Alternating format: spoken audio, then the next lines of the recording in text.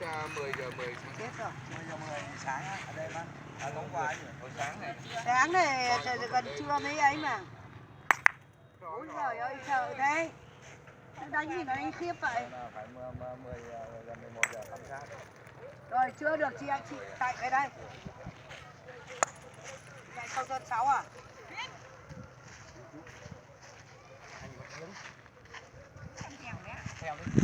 Theo Thèm đi.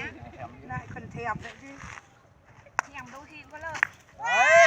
Gì nhỉ? Vẽ ra mãi thế. Đây đi rồi. Quá trời thôi rồi còn gì nữa đâu mà học với sầu.